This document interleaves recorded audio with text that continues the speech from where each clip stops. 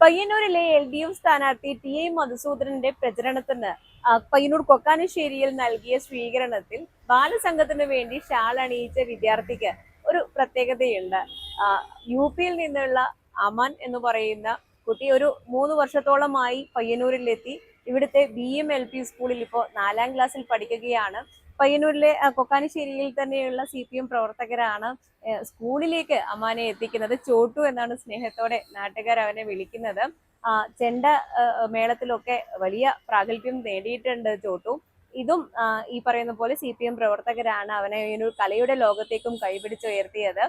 ബാലസംഘത്തിന്റെ പേരിൽ ഒട്ടേറെ കാര്യങ്ങൾ ചെയ്യാൻ കഴിഞ്ഞെന്നും ഈ വീട്ടുകാരടക്കം ഈ അമാന്റെ അച്ഛനും അമ്മയും അടക്കം CPM-നോട് വലിയ ആഭിമുഖ്യം പുലർത്തുകയും ഈ സ്വീകരണ പരിപാടിയിലൊക്കെ നിറഞ്ഞു നിൽക്കുകയും ചെയ്ത വളരെ കൗതുകകരമായ ഒരു കാര്യമാണ് പങ്കുവെക്കുന്നത്.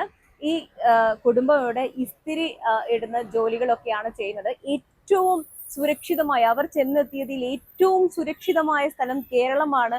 ഏറ്റവും മനോഹരമായ, ഏറ്റവും താമസിക്കാൻ സുഖകരമായ സ്ഥലം പയ്യന്നൂരാണ് എന്നാണ് ചോട്ടു നമ്മളോട് പറഞ്ഞത്.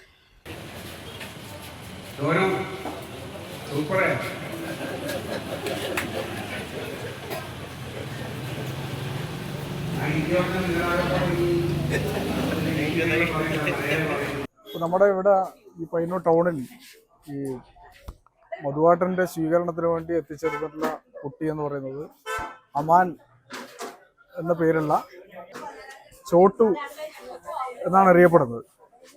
ഈ കുട്ടിയുടെ പയ്യന്നൂർ BM LP സ്കൂളിൽ ഇപ്പോൾ 4ാം ക്ലാസ് പഠിക്കുകയാണ്. 5ാം ക്ലാസ്സിലേക്ക് ചേർക്കാൻ വേണ്ടി പോവുകയാണ്. ഈ പ്രദേശത്ത് കൂലിപ്പണിക്ക് വേണ്ടി വന്നിട്ടുള്ളൊരു ഫാമിലിയാണിത്.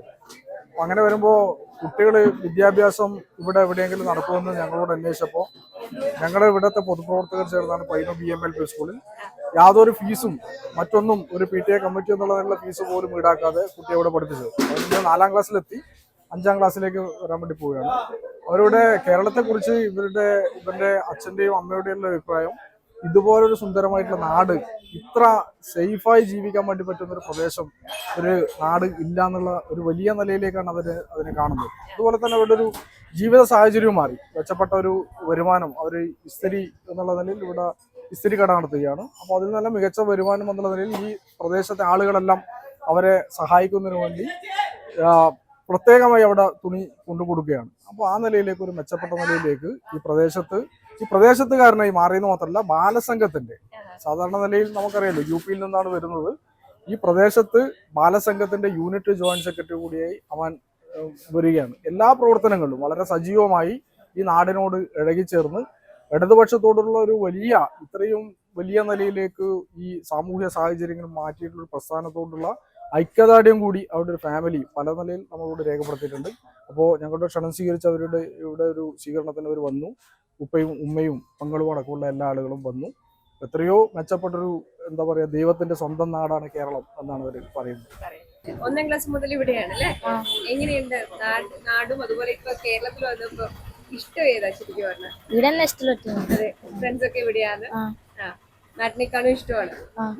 എന്തൊക്കെയാണ് കേരളത്തിൽ ശരിക്കും ഇഷ്ടപ്പെടാൻ കാരണം, പയ്യന്നൂരിനെ ഇഷ്ടപ്പെടാൻ കാരണം? എല്ലാം ഇഷ്ടമാണ്. അതെ, ബാലസംഘത്തിൽ എത്ര നാളായിട്ടുണ്ട്? കുറെ നാളായിട്ടുണ്ട്. പഠിക്കാൻ ഇഷ്ടമാണ്. ഇഷ്ടപ്പെട്ട സബ്ജക്ട് ഏതാ? മാത്സ് ആണ് ഇഷ്ടം. അപ്പൊ പഠിച്ച് വലിയ ആളായിട്ട് എന്താ അവൻ ആഗ്രഹം? ഈ കേരളത്തിലെ പോലീസ് ആയിക്കോ? പോലീസില്ല, ഇങ്ങനെ ഉല്ലാസമായിട്ട് ബാങ്കിലില്ല. എങ്ങനെ ഉല്ലാസേട്ടനെ പോലെ ബാങ്കിലേക്ക് ജോലി കിട്ടണം ആഗ്രഹം അല്ലേ? ഉല്ലാസേട്ടൻ ഫ്രണ്ടാണോ? അതെ, ഉല്ലാസേട്ടൻ അവിടെ ഉണ്ട്. അപ്പൊ ഇതുപോലെ ഉല്ലാസേട്ടനെ പോലെ ദിലീപേട്ടനെ പോലെയുള്ള ഫ്രണ്ട്സ് ആണ് അമാനെ ശരിക്കും ഇപ്പൊ മോൾഡ് ചെയ്തെടുക്കുന്നത് അല്ലെ?